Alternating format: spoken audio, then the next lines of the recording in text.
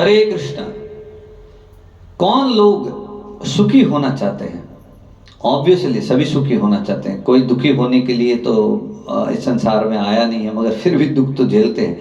जिनको सुख चाहिए, धन चाहिए, संपदा चाहिए, ऐश्वर्य चाहिए, नाम चाहिए, सुख, पैसा, सब कुछ चाहिए, उन लोगों के लिए विशेषकर ये वीडियो है। तो ध्यान से इसको सुनना, देखना, समझना कि सुख एक्चुअली किस में है, क्या करें तो सुख मिले, धन मिले और हमारी वर्तमान की जो पोजीशन है वो थोड़ी और बेटर हो जाए।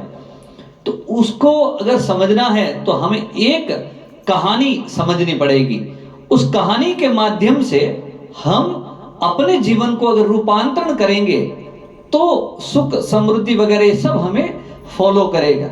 जैसे एक व्यक्ति था, उसके पास एक मुर्गी थी और अचानक एक दिन सुबह सुबह वो मुर्गी ने ऐसा अंडा दे दिया जो सोने के जैसा था, यानी सोना ही था, सोने का अंडा दे दिया। और वो व्यक्ति जिसके पास मुर्गी थी वो गरीब व्यक्ति था, वो इतना कुछ संपन्न व्यक्ति तो नहीं था, मगर सोने का अंडा मिल गया।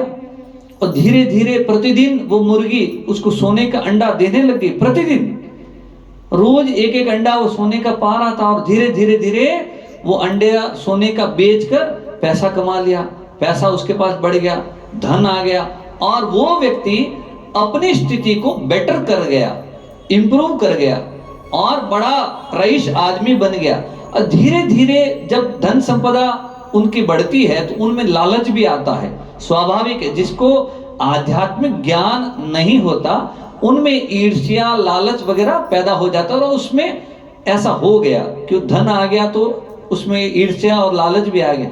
लालच की वजह से उस व्यक्ति ने क्या किया, क्यों ना इस मुर्गी को अगर मैं मार दूं, इसके पेट में जितना भी अंडे सोने के हैं उसको अगर मैं ले लूं और मैं बहुत ज्यादा अमीर अचानक एकदम बन जाऊंगा, ये उसमें ख्याल आया और उसने क्या किया, उस मुर्गी को मार दिया। और उस मुर्गी को मारा तो उसमें तो कोई एक अंडे के सिवा और कुछ मिला नहीं और मुर्गी मर गई।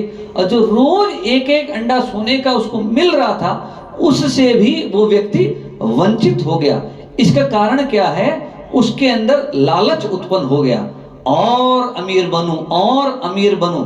इसके वजह से उसकी बुद्धि दुर्बुद्धि, दुष्ट बुद्धि में परिवर्तित हुई और उसने अपने जो मुर्गी थी, जो सोने का अंडा प्रतिदिन दे रही थी, उसको मार दिया।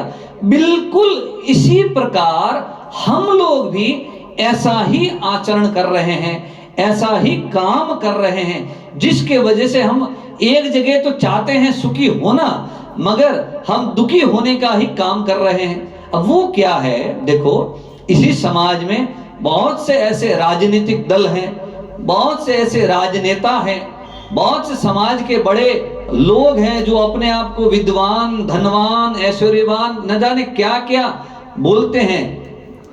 ऐसे लोग क्या करते हैं, गाय को पशु मानते हैं, गाय को पशु समान समझते हैं और उस गाय को कसाई खानों में भेजते हैं, उसका कत्ल करने के लिए समर्थन करते हैं।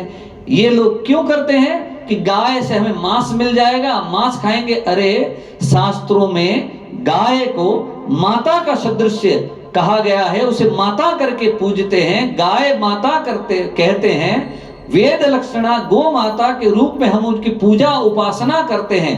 गाय के रूप में ये धरती खुद इस धरा पर विचरण कर रही है और गाय वो सब कुछ दे सकती है जो एक व्यक्ति को चाहिए। हर प्रकार का सुख अगर कोई चाहता है वो गाय की सेवा करे, उसे धन संपदा यश कीर्ति चाहिए तो वो गाय की सेवा करे।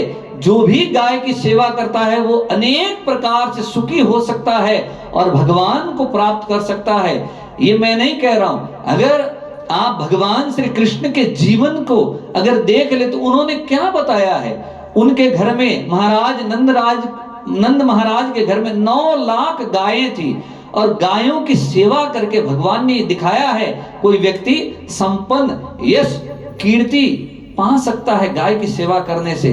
तो हम उसका अगर अनुसरण करेंगे तो हम भी भगवान के सदृश हम भक्ति के मार्ग में आगे बढ़कर ये जो भौतिक मटेरियल चीजें हैं, धन संपदा ऐश्वर्य, ये सब प्राप्त कर सकते हैं, मगर गाय की सेवा करनी पड़ती है। मगर यहाँ पर कलयुग में अभी क्या हो रहा है, गाय और बैल की इतनी दुर्दशा कर दी है हम लोगों ने कि गाय रास्ते पर कूड़े पर चरती है, यहाँ वहां मुंह मारती है। हम लोग सनातन धर्म को मानने वाले लोग गाय को गौ माता करके पूजा करते हैं, उपासना करते हैं, मगर हमारी गाय यहाँ वहां पर टोटी में वगैरह कहीं ना कहीं कुछ ना कुछ खाती है, मगर हमारे अंदर वो भाव ही जागृत नहीं होता।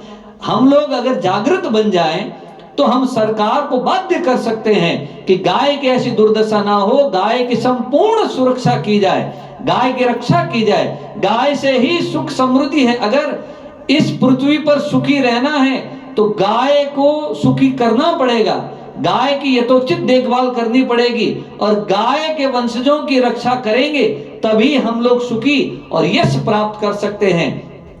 आजकल गायों को कसाई खाने में बेचते हैं, क्यों? चंद वोट पाने के लिए राजनीति करते हैं, गाय के नाम पर राजनीति करते हैं। जब तक ये राजनीति करने वाले लोग, इस दुष्ट आसुरी प्रवृत्ति वाले लोग अपना ये गलत आचरण नहीं छोड़ेंगे, तब तक इस संसार में सुख चैन किसी को नहीं मिलेगा। बस एक कल्पना मात्र रह जाएगी।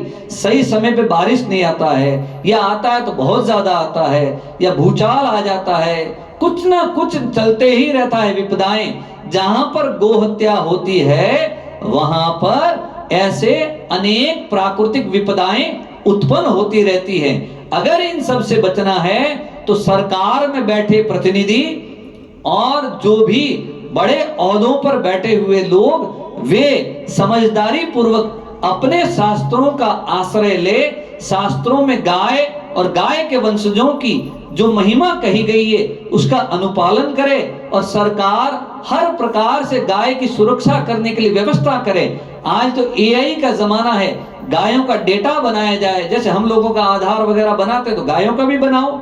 जिनके पास भी गाय हैं उसका डेटा बने, उसका रिकॉर्ड मेंटेन किया जाए, जितने भी गोवंश हैं उसका रिकॉर्ड मेंटेन किया जाए, हर बार उसकी चेकिंग हुई जाए।